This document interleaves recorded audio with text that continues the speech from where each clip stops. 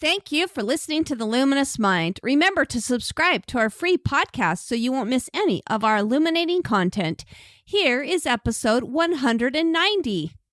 I think probably the thing I would want to leave you with is to remember that homeschooling is about freedom, and that when you find yourself bogged down, it is just time to hit that pause button and regroup. Take a break, enjoy your kids, slow down and savor this time with them, because you'll never regret that. You will regret running and running and running and running, but you won't regret having slowed down and taken the time to just enjoy the blessing that kids are. There's a quote that I love. It's, "The days are long, but the years are short."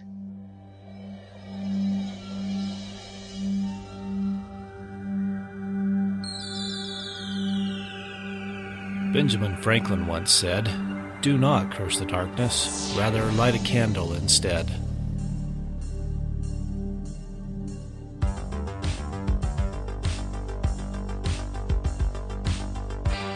If you're ready to set your mind on fire, then prepare yourself for the Luminous Mind with your host, Rebecca Bowman.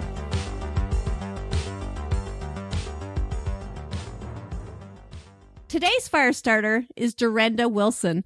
Durenda and her husband Darryl have been married for 27 years.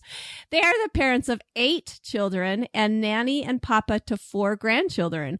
After more than 20 years of homeschooling, Durenda knows that home educating is an incredible blessing, but only if you don't let it hold you hostage to unnecessary expectations and notions of what it should look like. One of her favorite things is helping parents think simple and outside the box so they can homeschool confidently and in a lifestyle that works for their family. Durenda loves to encourage parents by sharing some clarity that comes with age, experience, and learning things the hard way. Parenting can be demanding, messy, amazing, intense, and wonderful, all within 30 seconds of any given day. Durenda encourages parents to find what works for them and let go of the self-made standards and comparing their families with others. This happens most readily by slowing down and embracing their family's unique journey. Welcome, Durenda. Hi, it's great to be here. Thanks for having me. It's going to be, we've already had a fun conversation. So we have. Well, we've been talking now for 45 minutes or something. Anyway, and I have a feeling based on the bio and our previous conversation that this is going to be a real awesome, very authentic discussion about what homeschooling's like. We're just keeping it real, yeah, right? Exactly. And I'm excited to share your message about slowing down and, those unnecessary expectations and notions that we have. Anyway, but before we get into any of that, would you go ahead and tell our audience a little bit more about yourself? Well, I'm married to my husband, Darryl. We've been married for 27 years. Notice the hesitation there. I had to think for a minute. 27 years. And like you said, we have 8 kids and their ages 26 down to 12. And we have 4 grandkids. So we have 5 boys and 3 girls. So I always like to mention that because it really gives you a better picture of what our house probably was like as the kids are growing up. A little louder, a little more rambunctious. Boys they change the dynamics completely, but I wouldn't have it any other way. It was awesome. Well, and I think homeschooling boys is way different than homeschooling a girl, for sure. Totally different. And it was a good fit for me. That's great. Well, and why don't, in our introduction, you told us a little bit about that, the journey and maybe slowing down and stuff like that, some of those things. But give us a little bit more, background and some stories to what your mission looked like that led you to discover what you're doing now. Well, what I'm doing now is still mothering and still homeschooling. I was telling you earlier that one of the things I'm really feeling strongly about is to finish well. And, when you've been doing this for over 20 years, you do start to get tired and wear down. But one of the ways that I keep going and what inspires me is to be encouraging other parents who are maybe just starting out or in the middle of homeschooling and raising their kids, and just really encourage them to do the things they need to do to slow down and enjoy and savor these years with their kids. My mom was a great mom. And my dad, both my parents really respected the role of motherhood. And I think that had a big impact on me and made me realize that the role of motherhood, and, obviously I added homeschooling to the mix, is a very, very important role, such an important role in society. And the best thing we can do for our country, for the church, is to raise great kids, kids who love the Lord and are responsible and they're givers and not takers. And I mean, the list goes on. But that's probably was my biggest impact, was the most impactful to me, was the influence of my parents. And then also I picked up a homeschooling book when I was about 15. I can't even believe this is such a story. I look back and I think it was such a God thing. I picked up a book on homeschooling of all things. And I picked it up and I still have it. It's still I have it with me right now.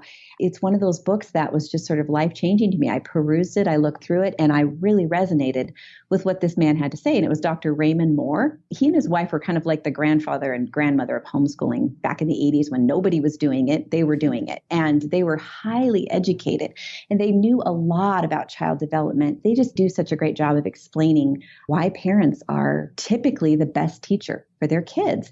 And the way that they encouraged homeschooling was to do it in a real family-based, kind of a very engaged way, so that you're building a cohesive family, and the schooling revolves around family, not family around school.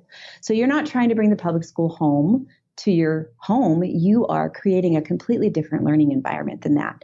And that really resonated with me. And like I said earlier, having 5 boys changes a lot of things. And those boys needed a lot of activity and things like that, and a lot of physical, blow off. And I could give all that to them when we were homeschooling. So all that to say, my parents and this Raymond and Dorothy Moore were probably the ones who impacted me the most in choosing to do this homeschooling thing in a more unhurried way. Wow. I mean, that is a godsend to get that at a young age. I've had to go through a whole trial and error. Right. Well, and one of the quotes, I wanted to share a quote with you from one of his books. It says, "The value parents place upon their children and the courage they have in facing up to conventional wisdom and social pressure determine how their children will come out in the end." Wow. Yeah, that was huge to me. A square on the shoulder of the parents of if you don't want kids that aren't following the crowd, then you don't, you better not be one of those people. You better set the example. That's awesome. Well, in your bio, we did talk about, it has come through a little bit of trial and error, and you have 5 boys and all of those things. I mean, let's talk about maybe some challenges that you've had, and let's go back and look at some of those experiences and what you've learned from those. Mm-hmm. Well, I would say that just like any homeschooling parent, probably the worst road you can go down is comparisons.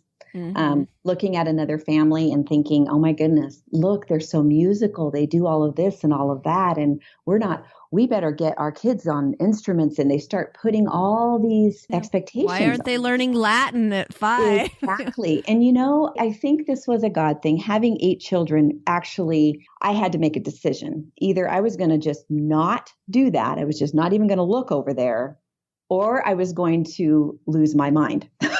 Those were my options, because I knew in my heart that I could not do a good job with my own kids if I kept looking out other ways. I needed to stay engaged at home, my eyes on my own kids and being a student of them.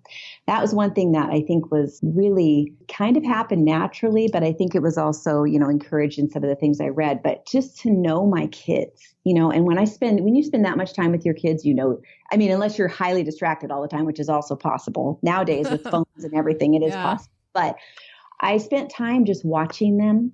I spent time watching how they interact. I, just learned a lot about them just by observing. So that was probably one of those things where I sort of learned as I went, because I learned more. I learned about each child and what they needed and where they were at the time. And that's always changing. So you're always having to continue to watch. But probably that was something that was a learning curve for me. It really helped me. It was very helpful in helping me to avoid some pitfalls, as far as expecting certain things. Okay, I'll give you an example. That sounds kind of nebulous, but here's an example. Reading. Okay, my boys hated reading, and I read to them some. but not a ton. And I'm not one of those people who read massive amounts to my kids. I didn't do that.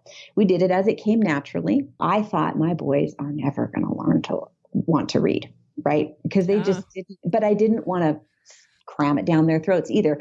So I just decided to just watch and I would just kind of offer it every now and then. I did have them sit down every day. We had a quiet time for my sake every day, even when they were older, and they had to take books with them. I said, I don't care if you read or not. I just want you to take these books with you. Well, automatically they end up reading at a certain point because they get interested and, so it all happened pretty naturally. But for all of our boys, it was a very different thing that brought them to the point where they wanted to read more. And it was when they found something they were passionate about. And as soon as they found that thing that they were passionate about, all of a sudden you couldn't keep them from reading, And for our oldest, it was, believe it or not, a coding book, a book on coding. Now, I would have never, ever, ever thought that because this was 12 years ago. So that was not even on our radar as an option for a work, for our kids, for a career. And that's the thing. We don't really know in 10, 20 years what the job market's going to look like. So really what we need to be doing is preparing our kids for life, preparing them to be able to adapt and adjust. In fact, the other day, you hear that term well-educated thrown around all the time, right? Yeah. You know what? I'm going to look that up. What does it mean to be well-educated? And there's all different definitions of it. But one that I ran across that I found fascinating was a woman who used to be a teacher who was writing about education and how kids learn. And her definition was being able to adapt and adjust to whatever life throws at you. That's pretty neat. Yeah. And I thought, boy, that is brilliant. That has nothing to do with curriculum. Yeah. Or choosing the right curriculum or having just the right spelling program. This is about life. This is about teaching our kids to problem solve. And I was reading an article this morning that I shared on my Facebook page about play and how important play is. And it was just a fascinating article about how it's basically when our kids are playing, they're problem solving and they're like little scientists and they're testing out theories and seeing if they work, but they're doing it at their own level. And just in everyday hands-on pretend play. And I just thought it's fascinating, and now I have veered completely away from the original question and no, bring me back. So the challenge really is, like you said, not to compare yourself. I love that too, because it kind of goes with that quote. I mean, if we're looking at everybody else, we're not watching our own children and seeing what they need, That's right. And we need to be engaged with our kids. You're the mother of your children and you're going to know them better than anybody. And you're going to have the best instinct about how to guide them and walk with them and disciple them and teach them.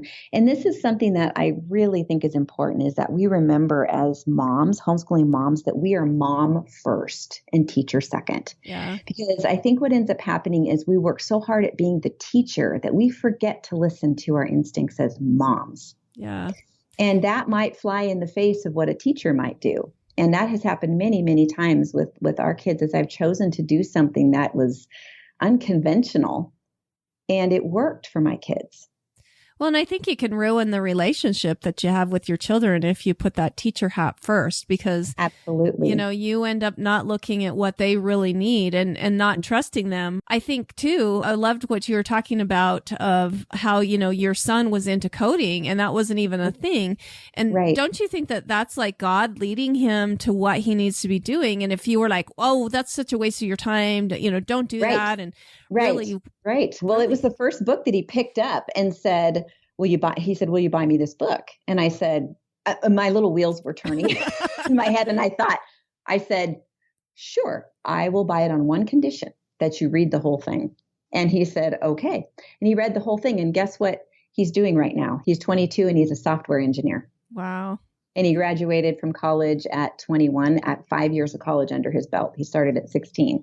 Oh my goodness. Wow. But this is a kid who did not want to read. I hardly did any language arts with him. But when it came time when he needed to be doing it, he did it. He stepped up to the plate because he was passionate about what he was doing. And it wasn't that I didn't want to do language arts with him. He did not enjoy it. And so we did the minimum, I guess, is probably a better description. And when he went to college and he took his entrance exam, I'm terrified, right? Because I'm thinking he's going to come back from it and he's going to flop that whole language one because I have no idea how he's going to do on that. And he comes out and he goes, and I said, so how'd it go? He goes, oh, I aced it. Oh, I said, wow. What? How is that possible? And he said to me, he said, Mom, we speak well at home. Like you taught us how to speak well. Good grammar is, we know what a sentence is supposed to sound like. We have good vocabulary from conversation. This is from just everyday life, having conversation and, wow. Things like that. We tend to devalue that. And that's all relational. And it's so much of that happens in relationship with our kids. And if we're engaged with them and we go, oh, let's, they show an interest in something and you go, okay, well, what do you want to do with that? What do you think we should do this? What do you think? And let them just take the lead on it because kids are natural learners as long as we don't burn them out. Yeah. If we don't squelch their learning, it's natural for them to be learners. They are just learners by nature. They're curious. And they learn. The thing that's interesting is that I love about homeschooling is that our kids can learn how they learn. And I don't mean go through a book and, the learning style. I don't mean any of that. I mean, as you're going through different parts of schoolwork or everyday life, you learn how they learn and they learn how they learn best. Like some of my kids would tell me, Mom, it's better if I see it. And not so if you just tell me it's not going to register. So I need to see it and hear it or whatever. And I would just give them the freedom to tell me that stuff and for the freedom for them to discover that on their own. Yeah. And that's why so much of the things that they did along the way, I let it be their thing because if they owned it, they learned so much more than if I was going, okay, now you have to learn this and now you have to learn. I never did lesson plans. I know that is that thing was a little intimidating to me because I hear so many moms and I think it's great if that's what you need to do and that's works well for you, you should totally do it. But it never worked for me because every time I made a plan, it got blown to smithereens. And I just finally went, forget it. I'm not doing this anymore. We're just going to do, basics every day and we're going to live life together. And that's how we did it. And it worked for us. Well, that's neat, though. That's fit for us. So, yeah. Well, and I've actually heard, I've been getting inundated with people that want to learn more about unschooling and, those type of learning modalities and kind of that self-directed learning. And I think that really does come naturally to a homeschooler because they have so much more free time, in their schedule than a traditional school child. But it does, like when they have the ability to kind of direct their own time and their own learning, mm-hmm. they learn to be self-directed. I wish I would have taken that teacher hat off a lot more as a mom because we were in a very stifled online school that, there wasn't much room for that and type of thing. But at least my kids did have the extra time during the day to learn those, learn how to learn. And that's really neat. I love how you talked about that is a challenge as a parent to throw that out and, to listen to your children. It is. And the thing that's interesting is for me, it was just born out of a desire for what I felt was best for our kids. And we all actually, I believe we all have that. It's just we have to take the time to listen to it. We need to match up kind of our heart and watch our kids and eventually it all kind of starts to gel. But it's a journey. It never looks exactly the same. For me, I had to have a certain amount that I knew that they were doing every day and in workbooks because for me, that was just something that said, okay, I know they're at least doing reading, writing, and arithmetic. Yeah. So we made sure that happened every day and not in copious amounts, but in a reasonable amount. And they knew when they were done with that, we moved on to other things. They had responsibilities in chores. They learned to work. And that was another thing was just work ethic. It was a big thing at our house. We made sure that our kids knew how to work. And did they like us at the time? Nope. No, they didn't. But now as adults, they are thanking us all the time for teaching them how to work hard. So, it's just go with that gut and what's a good fit for your family. What I wanted to go back to as we were talking about earlier, I was saying, I look over here and I see these people's families really musical. Well, guess what? Their homeschooling is going to probably, the jumping board for all of their homeschooling is a lot of it is going to probably be off of music because that's their love and their passion as a family culture. It wasn't that for us. We like listening to it, but we don't, I didn't feel a strong need to have our kids play instruments, although all of our kids pretty much have played at least one instrument on their own that they picked up and decided, I want to learn how to play the penny whistle. And I say, okay, well, where do we find out how to do that? And so you teach them to be resourceful. So they find their passion. You teach them to be resourceful, to find out whatever it is that they want to know. So they're lifelong learners. They find out what they love. They're able to figure out how to learn what they need to know to do what they want to do. And they know how to work hard. Yeah. So you combine that and you've got just, a winning combination. Well, and I'll hear people say, well, your kids are going to miss out on so much. But the cool thing is that they don't miss out on the stuff they really want to do. They don't miss out on that at all because they're moving in the direction of, they're going to find, like you said, it just makes them resourceful. It makes them understand that, this is their life and they can move it in that direction and they don't feel like they've missed out on anything. No. And what often happens is a lot of times they'll try something on and they'll go, well, I'm not passionate about that. It's not really a thing for me. And that's okay. You don't have to keep doing it. That's fine. Some parents will, force their kids to keep playing because they want them to be disciplined. Well, guess what? We can teach them to be disciplined in other areas through other things. For me, that was working. They needed to do their part in our house, because I couldn't keep the house together by myself and do all the other things I needed to do with them. So they had to be part of it. So it was kind of a forced teamwork. Before we go on, please listen to these messages.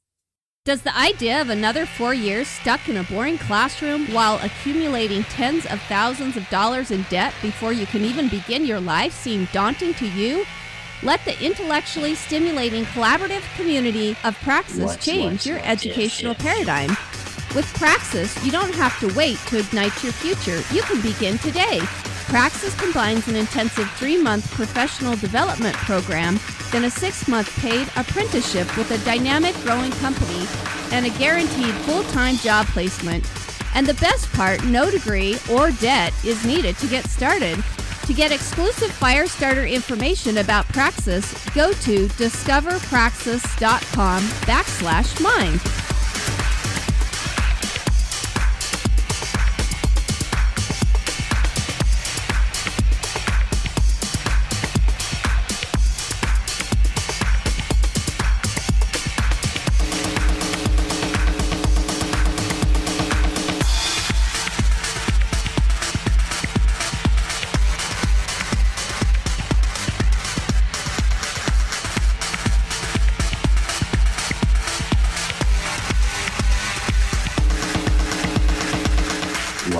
Welcome back to The Luminous Mind with Durenda Wilson, who's helping others to be unhurried in their homeschooling.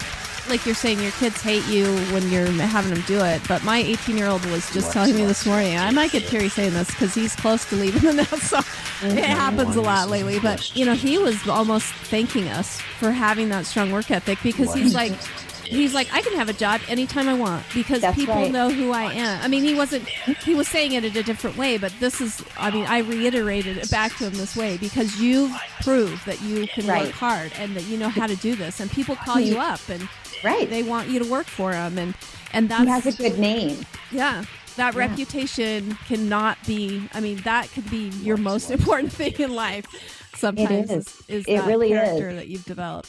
A lot of the youth in our culture, they don't know how to work. They don't know how to be faithful in their job, to just be there on time and know how to work hard and do what they say they're going to do. You teach your kids those character qualities, and he's absolutely right. He will always have a job because he has a good name and a good reputation, and that's better than gold. Exactly. Awesome.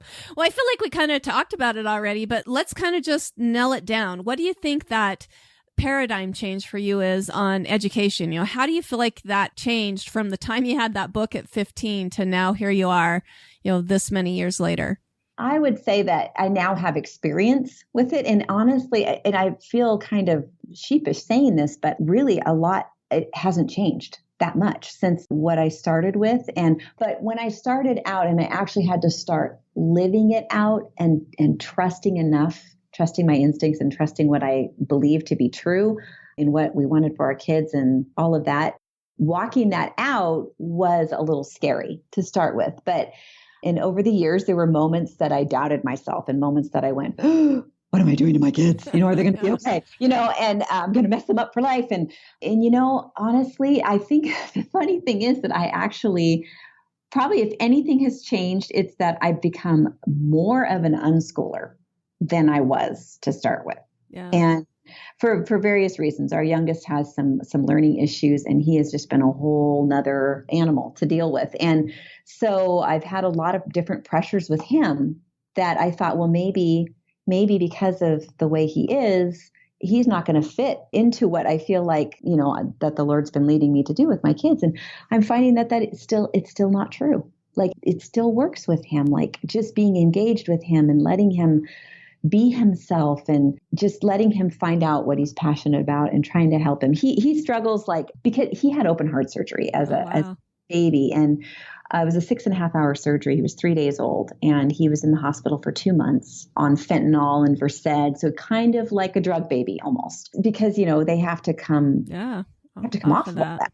stuff. And so the little connectors in his brain, they say they don't connect, and they have to figure out ways around it. And I just had to pray through that. And I've just had to trust, I'm not done yet. He's 12, and I don't know how this is going to turn out, but I do know that some of the basic things that I've done with all the kids, I will continue to do with him, because I think it's about relationship, and it's about just finding out who he is and letting him be who he is, and just helping him find the resources that he needs to do what he wants to do.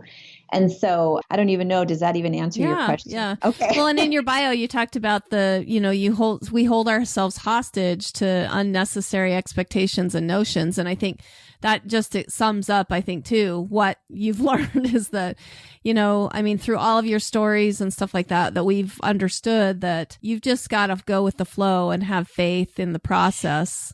You do. And I do think it's important to know your whys for homeschooling, because my whys have not changed since the beginning. And I think that's probably what I was trying to say about our youngest son is I've had to go way back and go, okay, why did I decide to homeschool? Well, I decided to homeschool for these reasons. Well, that hasn't changed. Yeah. So goes back to that finishing well. Exactly. Yeah. And sometimes your method might change a little bit because the child is different or the circumstances are different. You need to, make adjustments, but that's the point is you make adjustments as needed and just flow with what works well for your family. There should be a natural flow. You should be able to find a natural flow at some point that works well, and it'll work for a while.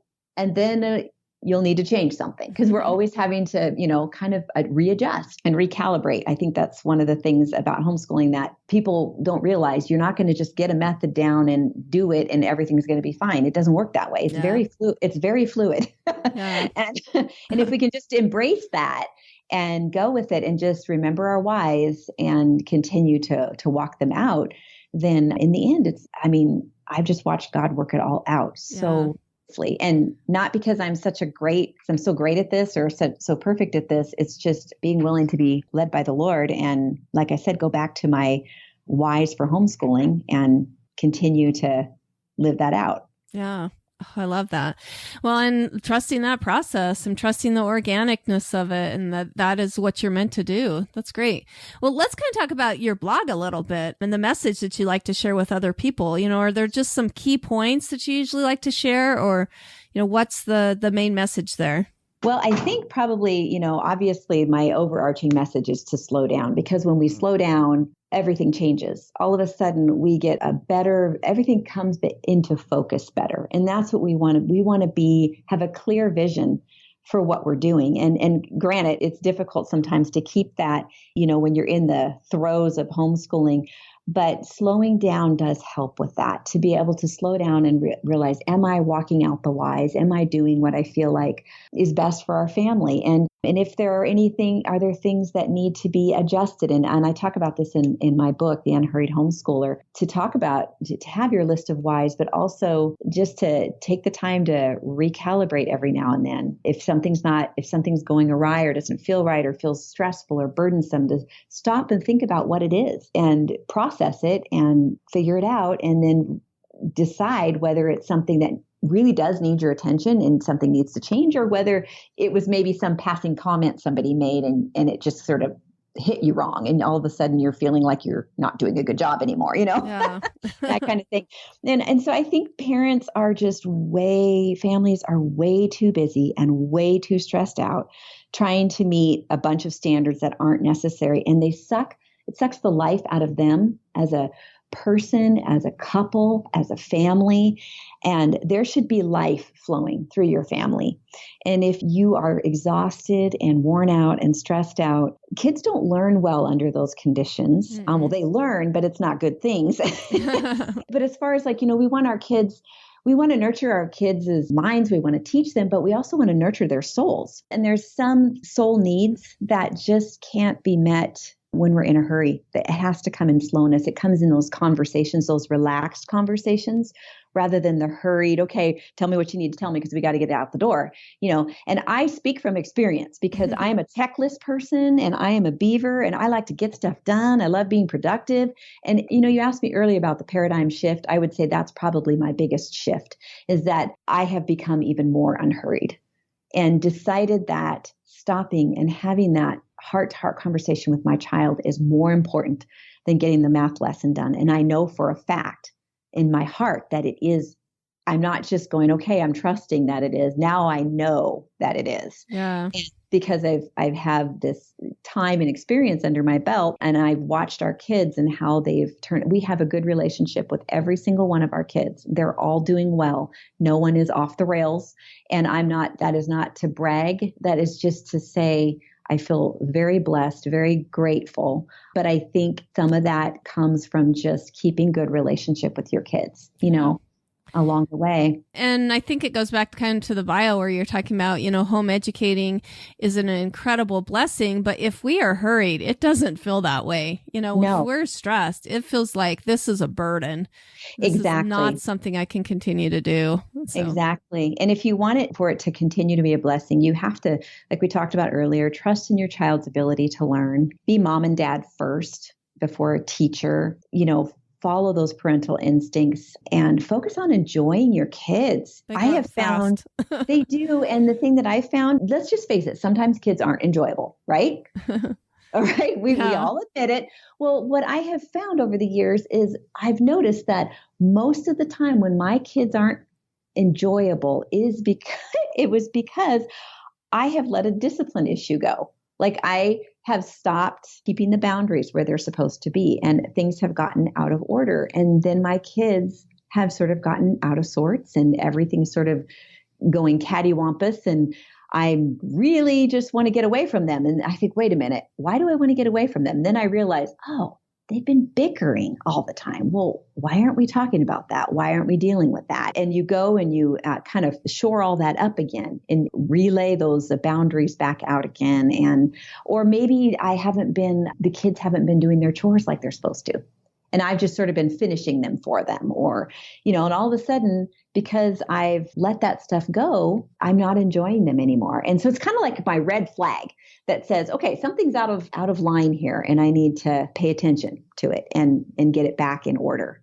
Yeah. That makes sense. Yeah. Well, it's listening to yourself again. I mean, kind of like we talked about. I think I had a hard time for a long time trusting myself. And I think that's an advantage of homeschooling is that you learn that as a mom, but you also teach that. You mentor that to your children as if you listen. If you're listening to your needs and you're listening to what the family needs, that's going to show them that they can trust that instinct instead of, having to listen to be a lemming and listen to their friend, type of thing. Right, exactly. And I think that's the downside to all the social media and everything. And that's one thing I would encourage parents not to be on too much. You know when it's too much and you just pay attention to it. Again, it's an instinctual thing. I mean, the red flags. And when you start feeling cruddy about yourself or whatever, stay off of it. Or you start feeling stressed, and sometimes it's just too much on my brain. Like you can read about so many people in 5 minutes on Facebook. And all of a sudden I'm thinking about that person and that person. I'm not thinking about what's in front of me, these kids and what I need to be doing or just even taking a break and sitting with my kids and enjoying them. And I love to sit back and watch my kids. I used to watch them play. I would watch them interact. Sometimes I would hide around the corner and listen to their conversations because that told me a lot. Sometimes it was good. Sometimes it wasn't so good. But either way, I knew a lot more about my children because I was watching them and I was engaged with them. And it was just, parenting can be so fun and interesting and just a real joy. And some of it's just plain hard work. But overall, I think our children are meant to be a blessing, and homeschooling can be a huge blessing as long as we're learning to pay attention to the red flags and keeping our priorities in line. Yeah. Oh, great. Well, without giving too much away from your book, because our audience really needs to read the Unhurried Homeschooler, would you want to give us a few more points that maybe you think are pretty invaluable that pique their interest in knowing more about that? Oh, well, let's see. I actually had a little thing I talked about the whys of homeschooling. Some of the questions to think about are obviously, why are you homeschooling? What are your goals? What are the basics you want your kids to know? Who are you as a family? Keeping basics. I like that idea. Yes. Yeah. Basics. Yeah. And, it's interesting because when I started homeschooling, I just thought, my responsibility really is to teach my kids to know basic math and reading and writing. Right. And so that's what I focused on. And the rest of it just came over time, and it came with, as they were interested. And so that was really a very simple way to approach it. And then, who are you as a family? What season of life are you in as a parent and as a family? I'm an older parent now. I don't quite have the energy I used to have. So I do my homeschooling a little differently now. I handle things a little differently, and I have slowed down a lot. But a season of life, sometimes you're having a new baby, or you've moved, or you've lost a loved one, a job. I mean, that all brings a whole bunch of dynamics into your family that are such a great opportunity to learn and grow from. Like, we loved every time we went through things, we talked with our kids about it without burdening them too much about the details. Age appropriate involvement. But we talked things through with them about, if we were struggling financially or this. We were a team, so we talked about that stuff, and we would talk about, well, how do you think, what do you think about how we're handling this? Or what do you think about this? What's your perspective on it? Let them have their input. They're not necessarily making decisions, but we're hearing their hearts in the middle of life. And I think that tells us so much about where their hearts are and where they're at. And it gives us a lot to work with in our relationship with them. Yeah. And that could go back to, the kind of home you want to have. I mean, exactly. Yeah. That's great. Yeah. Yeah. It goes back to really school revolving around home, not home around school. Yeah. Kind of the going back to the basics, like you talked about before, what you learned. Well, tell me maybe some successes that you've seen either in your own personal life or just sharing your message. Well, I look at our kids and I think they're delightful. I love them. I enjoy them. They're not perfect. They're not. But people are people, right? People. And I feel very blessed. I feel like I couldn't have asked for more. I got more than I deserve is what I feel like. And I'm not afraid to tell them that, and I think when we tell our kids, when our kids know that we love them, not just that we love them, but we enjoy them, like we were talking about earlier, they feel valued. Mm-hmm. And when our kids feel valued, they make better decisions. They make better life choices because they see themselves as valuable and worth making right choices for. And the other thing, it's been interesting because I wrote this little book only because my husband said, I think you should write a book. And I said, what are you talking about? And he said, you should write a book. And I said, that's really funny. And I started laughing. Then I waited a few minutes and I said, a book on what? What would I write about? And he said, you should write about homeschooling. And I said, there's not enough homeschooling books out there. I just did not want to be another voice out there that was going to be burdensome. And I told him that. I said, these moms don't need any more voices talking to them. They're overloaded enough. And I said, besides, our homeschooling was so simple and straightforward. And, who wants to hear about that?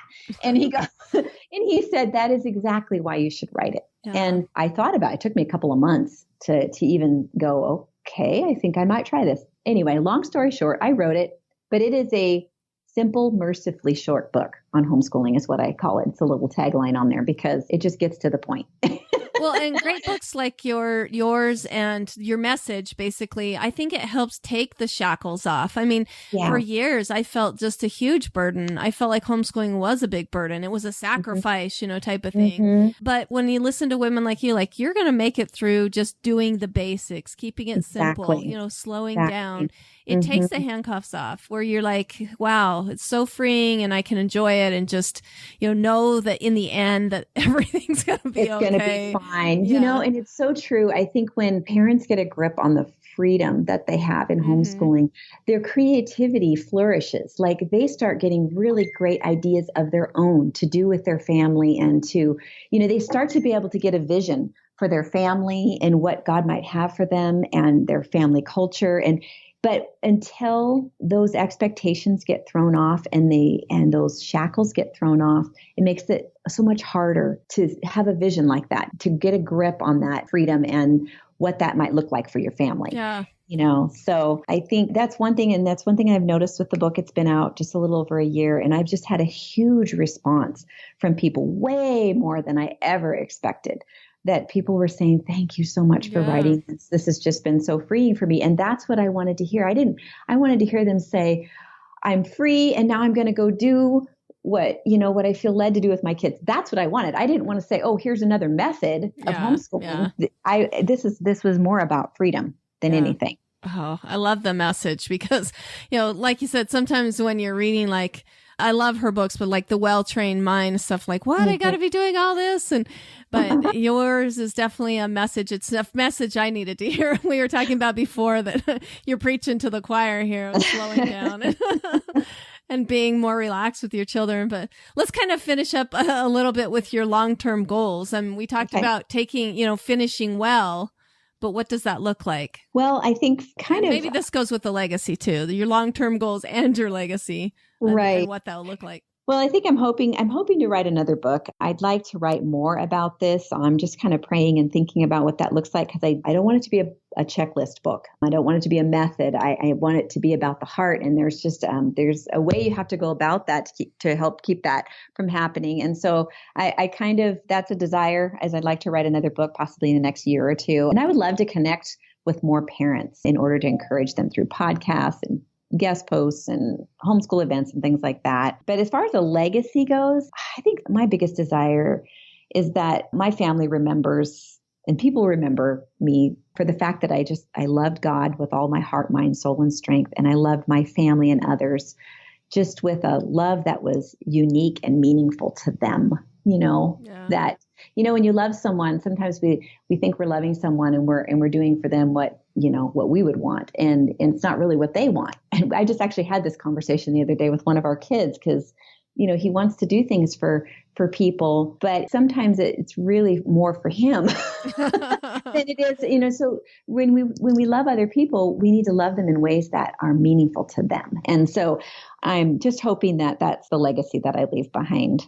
Oh, one of encouragement, Yeah. Well, and I love it too. It goes back to what you're about is just that simpleness to it. Exactly. Sometimes we overcomplicate things and, we want to be a best-selling author. We want to do this right. And really the legacy gets left, but by keeping it simple. Exactly. Well, do you have any final parting words for our listeners? And then give us your contact information. There's lots of places that we can find her stuff, and I want to be sure to get that in. Okay. Yeah, sure. I think probably the thing I would want to leave you with is to remember that homeschooling is about freedom, and that when you find yourself bogged down, it is just time to hit that pause button and regroup. Take a break, enjoy your kids, slow down and savor this time with them. Because you'll never regret that. You will regret running, but you won't regret having slowed down and taken the time to just enjoy the blessing that kids are. There's a quote that I love. It's the days are long, but the years are short. Oh, that's so and true. It's so true. Then give us your contact information, how we can My contact information. Okay, well, I have a Facebook page. I have a personal one and an official one. I don't even know what that means, official. But anyway, so you would go to Durenda Wilson, the official page. I post all kinds of interesting articles there and things that I run across that sort of encourage that unhurried approach to homeschooling and just general kind of funny encouragement for moms. At Instagram, I'm at Durenda Lee Wilson, all lowercase, all one word. And at Twitter, it's at Durenda Wilson. So all kind of the same thing. Do you see a theme going on there? Great. And to keep it simple, once again, her website is durendawilson.com. However, we're going to be sure to link all the information that we discussed today, even including some of the books that she shared with us on our website as well. But thank you so much, Durenda, for coming on. And you just been a light to my soul today. And you've really lit up my mind. I appreciate it. Thank you for having me. It was an honor to be here. Thank you for listening to The Luminous Mind. To learn more about Durenda Wilson, go to the show notes at theluminousmind.net. Be sure to become a subscriber to our free email list. Then check out the Services tab to see how we can continue to assist you, our fire starters. Also, to help us continue production of illuminating content, go to the Sponsor tab at theluminousmind.net for more information on sponsorship and affiliate programs. Like us on Facebook, follow us on Twitter, Google+, Pinterest, and now Instagram. Get our free audio content by subscribing on YouTube, iTunes, and Stitcher. To help us grow, consider these easy ways. Tell your friends about us, leave us a review, share our content. Tell us how we can help you so together we can continue to light minds on fire and change the paradigm of education.